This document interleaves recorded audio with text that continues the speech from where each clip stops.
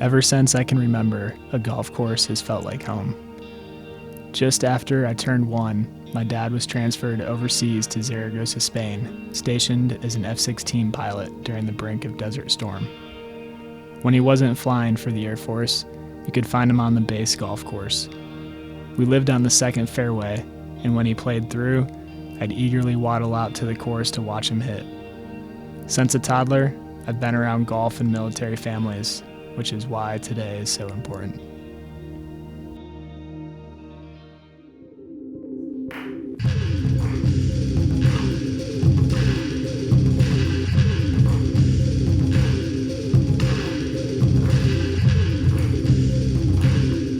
To raise money for Folds of Honor, we played in a 24-hour 4-ball match against 2 of the pros at Prestonwood Country Club.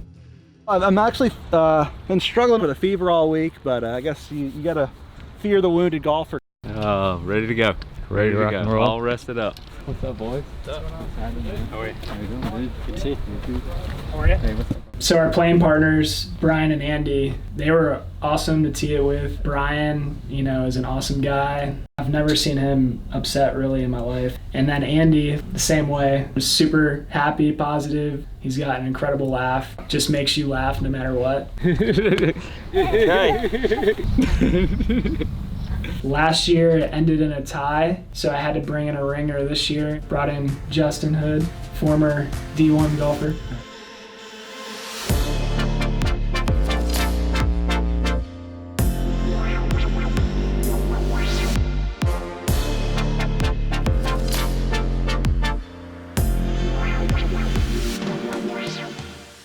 Next to us was Jesper Parnevik. Him and his caddy thought it was pretty interesting what was going on, and they interacted with us a little bit, which was cool. That is bringing back some memories there. This did go pretty good. Yeah. I hit one. That was, But it went pretty good today. This was something I'd never done before. I didn't really know how to prepare for it. Just hoping that I didn't pass out before the thing was over. 1 extra hour of sleep. That's about all we got. Playing golf for 24 hours definitely is a physically demanding task. My elbow was definitely hurting. That was something that made me a little bit nervous, but your body kind of adapts. I tried to take a nap this afternoon and just basically laid in bed for 2 hours, staring at the ceiling. So really couldn't get any sleep. Effectively, we were up much longer than 24 hours. Like 30 something, closer to 40, I think. What I learned from last year is you don't want to peak. Otherwise, you get a nice little crash at like 5 a.m. in the morning. So save the coffee for 5 p.m. or maybe a beer.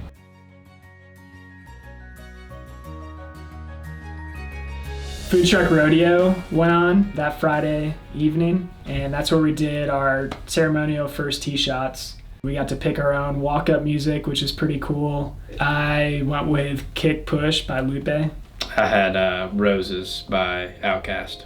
The reason behind these? It's a badass song. Showtime.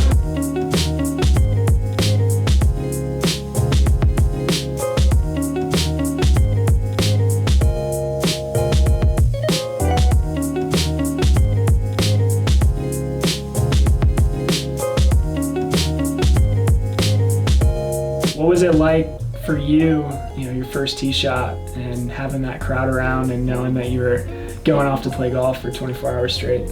It was interesting because most of the time when there's that many people around watching, it's for a tournament or a specific competitive event that brings that amount of people there. So in this instance, it was a bunch of people watching us tee off for the start of a 24-hour golf marathon. But it was really cool. A different environment than what you would normally be hitting a ball in front of that many people.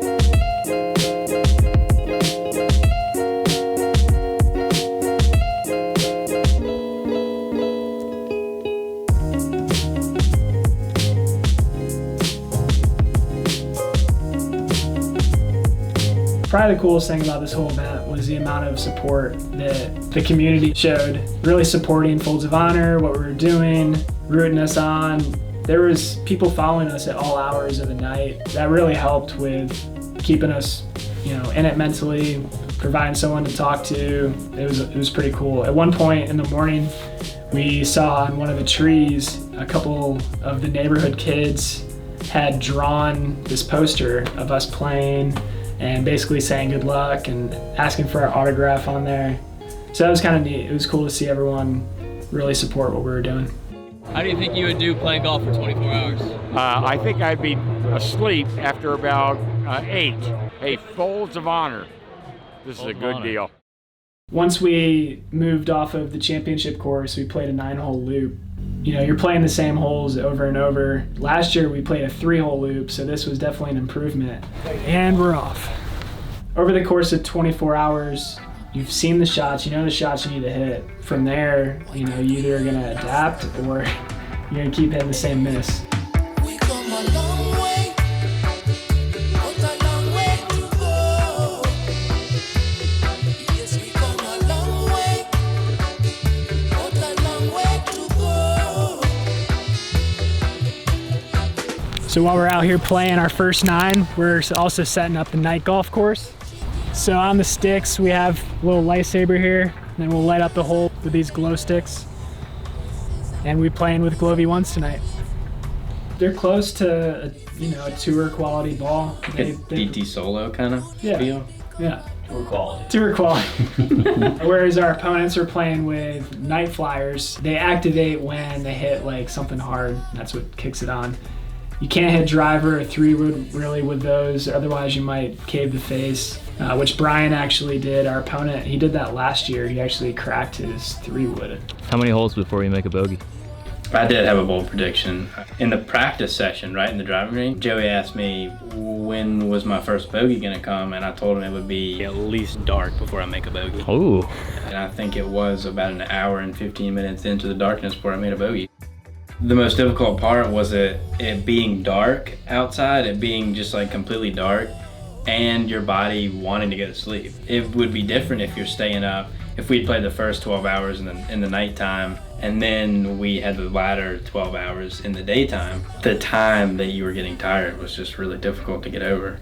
But I felt like ball striking, almost we got better at night because there's no trouble. You don't see ponds, you don't see trees, you just see the flag and you see the glow sticks in the middle of the fairway, and you've got singular thoughts basically. It's definitely more of a reaction rather than a thought process. You kind of just have to do what you know how to do.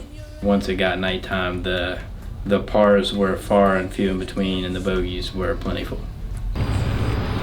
Good chip. In the dark.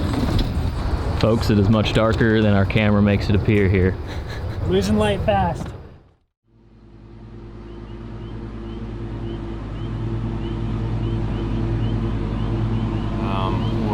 We're getting there.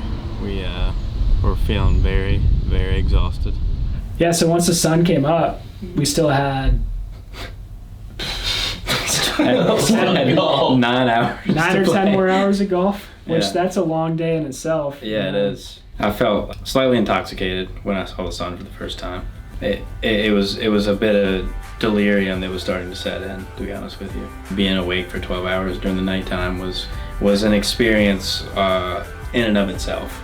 I knew I would make it, I just didn't know to what degree I would be feeling the way that I am right now.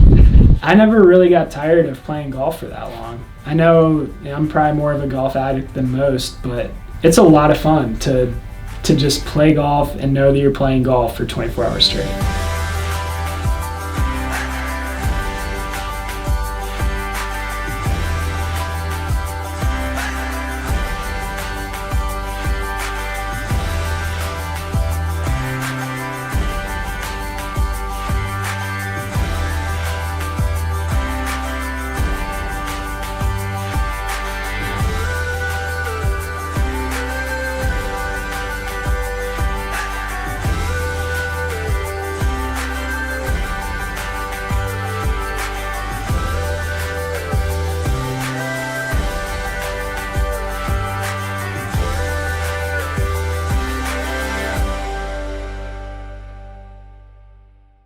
You have to plan ahead your clothes.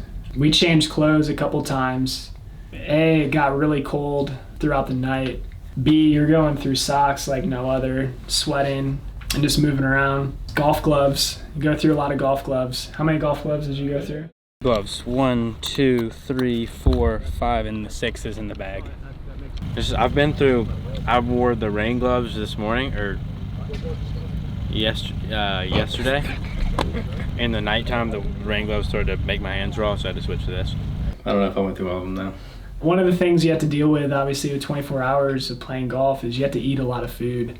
I did eat a lot. I had a big fanny pack for the golf cart that Luke brought, and it was pretty much filled up at the start with granola bars and bananas and Nutri-Grain bars, a few apples. There may have been some beef jerky in there, and Joey wanted to film me every time I had something in my mouth. Why are you always trying to videotape me while I'm eating?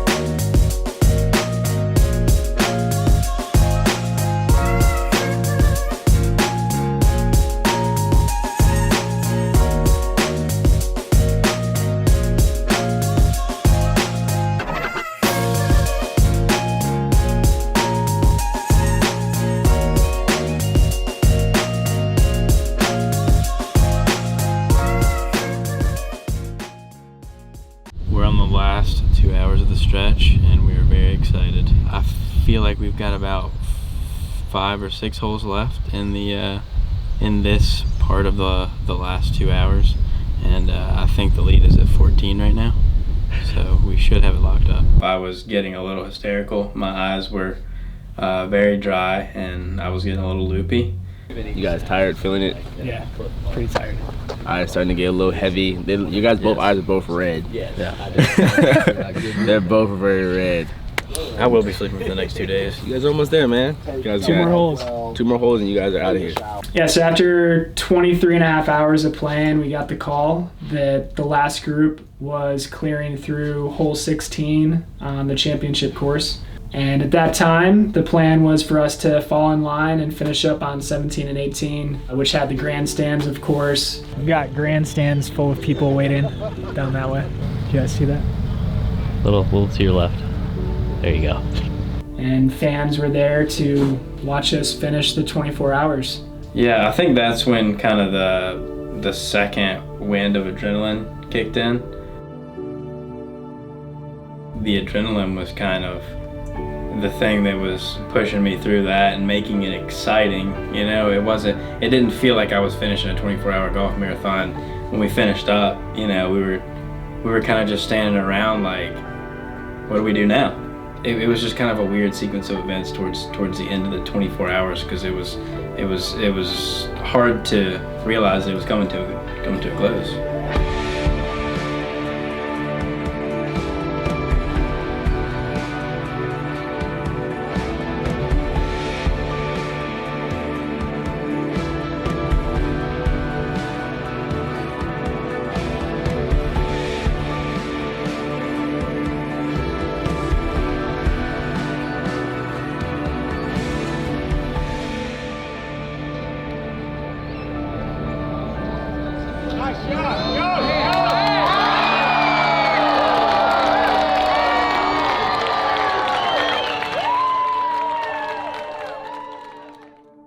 I would start preparing weeks in advance for sure, especially my sleep schedule, because the sleep schedule that I was on was not conducive of staying up for 24 hours. And I was about to pass out, quite frankly. But we got through it. It was an experience that was unlike anything else I've ever done before. From the 115 holes that we played, the foursome combined had 48 birdies. We were able to raise $15,000 for Folds of Honor. It's really cool to be able to say that we've done something like that, and that it's a fundraiser simultaneously is pretty special. We made it. We made it home. Hopefully we get to do it again next year. Absolutely, that would be awesome.